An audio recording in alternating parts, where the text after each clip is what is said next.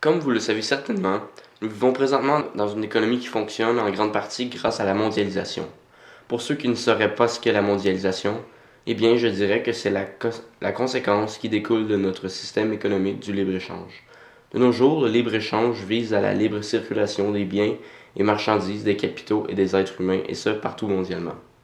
Donc oui, la mondialisation permet de faire du commerce partout sur la Terre et de pouvoir mettre la main sur plusieurs matières premières. Mais quelles en sont les conséquences qui en découlent?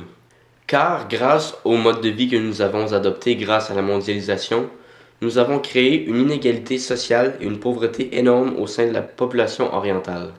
Puisqu'ici, il y a plus de règlements sur les droits de l'homme et des enfants. Plusieurs compagnies occidentales profitent du fait que ces droits sont absents dans les pays du Sud pour installer des usines dans ces pays pour en exploiter leurs matières premières ainsi que leur peuple en les faisant travailler comme des chiens avec des salaires de crève-faim.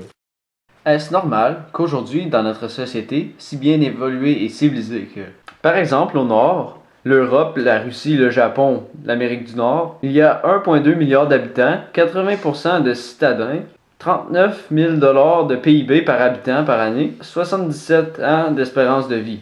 Par exemple, au sud, l'Amérique du Sud et l'Afrique ont 5,7 milliards d'habitants, 45% de citadins, 3 000 $ de PIB par habitant par année et 67 ans d'espérance de vie. Avec 17% des habitants, l'hémisphère nord produit 72% des richesses mondiales. Ce développement est lié au fait qu'il a commencé très tôt, à partir du 18e siècle. Il a été possible grâce à une croissance démographique sans excès.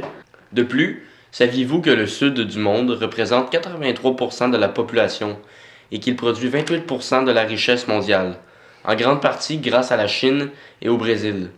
Et tout ça pour que nous, peuple du Nord, puissions en consommer et en faire du commerce. Là est le débat. Avec l'exploitation des richesses par les puissances du Nord, les guerres de décolonisation, les troubles politiques, l'absence de démocratie sont tous des causes de ce débalancement économique et nous nous demandons qu'est-ce que nous devrions faire face à ce problème. 51%, dont près de 3 milliards, vit moins de 2 $ par jour. C'est presque 3 milliards de pauvres sont ruraux aux 2 tiers, mais ils quittent en masse les campagnes pour les villes, où les perspectives du développement et de travail sont meilleures. Cet exode rural apporte aux villes 30 à 40 millions de pauvres par an, qui se fixent pour la plupart dans les bidonvilles ou les taudis des vieux quartiers. Le processus est loin d'être achevé, puisqu'en 2010, le Sud n'est urbanisé qu'à 45%. Les écarts sociaux n'ont jamais été aussi écartés selon les régions du monde. Avant la révolution industrielle, ces écarts se chiffraient entre 2 et 3, mais de nos jours, ils atteignent 60. C'est-à-dire que les pays riches détiennent 60 fois le revenu moyen des pays pauvres. Même dans nos sociétés occidentales, les écarts se sont approfondis. On constate, par exemple, alors que les plus bas salaires ont eu tendance à diminuer, les plus hauts ont explosé. On assiste donc à une concentration des richesses. Le nombre de millionnaires est par exemple en augmentation partout dans le monde. En 2003, le nombre de millionnaires atteignit 7,7 millions de personnes. Le monde comptait en 2010 10,9 millions de millionnaires en dollars. En même temps, chaque année, 9 millions de personnes meurent de faim ou de malnutrition. 1 milliard n'a pas accès à l'eau potable et plus d'1 milliard de personnes vivent dans la misère extrême avec moins d'1 $ par jour. 50 000 personnes meurent chaque jour de causes liées à la pauvreté. La mondialisation découle du système économique du libre-échange. Aujourd'hui, le libre-échange vise à la libre circulation des biens et marchandises, des capitaux et des êtres humains, ce partout sur la Terre. Les nations qui contrôlaient le marché auparavant se retrouvent sans aucun moyen d'agir. C'est donc maintenant le marché qui dicte ses règles, car les nations ont abandonné le contrôle de leurs frontières et le contrôle de leur économie nationale. On ne peut rien faire. C'est le marché qui décide, entendons-nous dire souvent. Le problème, c'est que nous vivons dans un monde dans lequel les nations sont inégales à plusieurs points de vue. Jetons un petit coup d'œil rapide sur ces inégalités. D'un côté, il y a les nations développées, là où l'on respecte les travailleurs, on ne fait pas travailler les enfants, une certaine solidarité sociale a été mise en place et les frontières économiques sont contrôlées. De l'autre côté, par contre, là où les nations non développées se situent, les travailleurs sont très mal payés, les enfants sont une force de travail, la misère y est très développée et le peu de richesse y est concentré. Et là, où les systèmes fiscaux est peu élaboré et la redistribution des richesses est très mal gérée et où il y a un minimum de sécurité sociale, d'éducation ou de système de santé performant. Un nouveau problème s'amènera dans le futur, car d'ici 2050, la population mondiale atteindra 9,5 milliards. Comment pourrons-nous réussir à ne pas aggraver l'inégalité mondiale alors que la population ne cesse de s'accroître? Il faut donc se préparer pour accueillir près de 9,5 milliards de personnes. Mais comment la préparer à cela? Deux options sont possibles.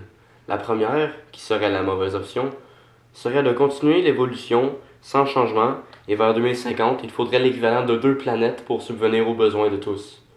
Ou bien, nous effectuerons des changements rapides dans notre mode de vie occidentaux, dans la production et la consommation. Et vers 2050, nous pourrions revenir à la situation économique des années 80. Pour cela, nous devrions plus compter sur le développement durable. C'est-à-dire un développement qui répond aux besoins des générations présentes sans compromettre les besoins des générations futures. Le développement durable est construit sur 3 principes: viable économiquement, équitable socialement et viable écologiquement. Mais cela est-il réellement faisable? L'empreinte écologique s'accroît, les ressources s'épuisent et la pression sur l'environnement se renforce. Le développement durable permet certes de mieux préserver les ressources, l'environnement et la biodiversité, mais il est long et coûteux à mettre en œuvre et paraît aujourd'hui largement réservé aux pays riches. Aujourd'hui, les pays du Sud souhaitent plus que tout rattraper l'Occident dans son train de vie. Que faire?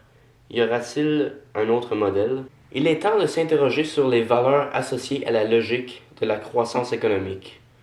La consommation et l'accumulation de biens, l'ascension sociale, l'appât des richesses, l'individualisme, augmenter sans cesse le confort.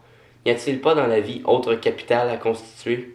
Un capital humain, un capital spirituel, ce qui compte dans la vie, plus que tout, au-delà de nos richesses, de notre statut social, de nos compétences professionnelles, n'est-ce pas plutôt la personne que nous sommes en train de devenir? Le bonheur, c'est d'abord une qualité d'être, une capacité à entrer en relation avec son prochain, son mari, ses enfants, ses parents, ses amis, vivre fondamentalement. Alors, pour conclure, nous pouvons rendre la mondialisation plus juste.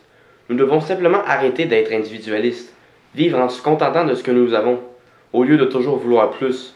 Nous devons cesser la surconsommation, en espérant qu'un jour, l'économie sera stabilisée et égalisée partout sur Terre.